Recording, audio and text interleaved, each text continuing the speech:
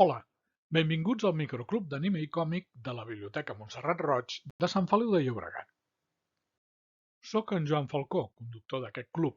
Aquest cop us parlaré de Super López, la paròdia espanyola dels superherois americans que s'ha convertit en una nissaga amb 85 àlbums, una pel·lícula i videojocs propis. Juan López Fernández, Jan, el 1973 va crear una primera versió de Super López com a paròdia de Superman per l'editorial Euredit.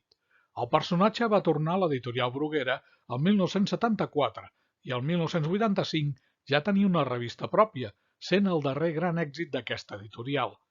Després del tancament de Bruguera, el 1987 Jan torna a crear aventures de Super López, a Ediciones B. Des d'aleshores s'ha publicat ininterrompudament. Juan López Fernández signa els seus còmics com a Jan. Va néixer a Toral de los Vados, a Lleó, el 1939 i es va traslladar sent molt petit a Barcelona. Sord des dels 6 anys, es dedica al dibuix com a opció laboral. Així, sent un adolescent, ja va començar a treballar en un estudi d'animació i com a autor de còmic. Super López ha comptat amb guions de Conti, Francisco Pérez Navarro, FP i Jan. Amb el quart àlbum, Jan continua la sèrie en solitari, diluint la paròdia i incloent crítica social. El 2021 s'ha arribat a l'àlbum número 85 de la sèrie amb Los Influyentes Influencers. Entre 1982 i 1985 es van publicar un total de 12 àlbums a Alemanya, sota el títol de Supermeyer. A Dinamarca es va publicar un únic número anomenat Superdan i a Noruega el mateix àlbum amb la capçalera Superegregon. Hi ha referència fins i tot a una edició sueca, Super Nilsson. A Grècia es va incloure dins la revista Agoricom el 1988 com a Super López. L'heroi ha tingut també una edició en català de les primeres aventures de Super Llopis, nom traduït del protagonista a la col·lecció Mestres de l'Humor. Super López va néixer al planeta Chiton sota el nom de Ho Ambei. Després de colar-se en un coet va arribar a la Terra sent encara bebè. El nen és adoptat per la família López, una parella d'avis residents a Lleida amb el nom de Juan López Fernández.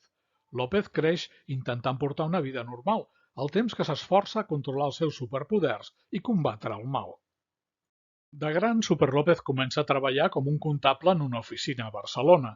Sotmès a la pressió del seu cap i de la seva nòvia Luisa Llanes, s'evadeix de la seva rutina diària exercint de superheroi com a Super López.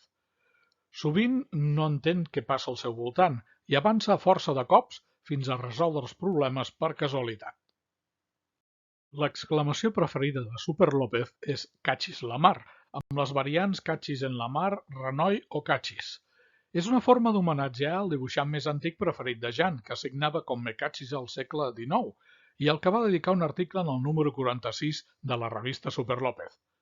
Els principals enemics habituals de Super López en els seus orígens han estat el gàngster Al Trapone, el doctor Escariano Avieso, l'exprimer ministre Tontecarlo Refuller de Bastos i Lady Aranya. L'aventura de Super López comença amb una frase al·lusiva al tema de la història, des del Super López número 8, La caixa de Pandora de Bruguera. A partir del Super López 10, Ediciones B, tots els números ja han comptat amb aquesta frase. El 2018 es va fer Super López, una pel·lícula dirigida per Javier Ruz Caldera i protagonitzada per Dani Rovira. Va ser la segona pel·lícula espanyola més vista de l'any per darrere de Campeones. El 1989 van crear el primer videojoc de Super López. El Senyor dels Xumets és una aventura conversacional per a Spectrum, desenvolupada per Rhinosoft. Si voleu accedir a molta més informació al voltant de Super López, us recomanem la pàgina web cachislamar.com. Fins aquí aquest microclub d'anime i còmic dedicat a Super López, el superheroi del còmic espanyol. Gràcies a tots i bona sort!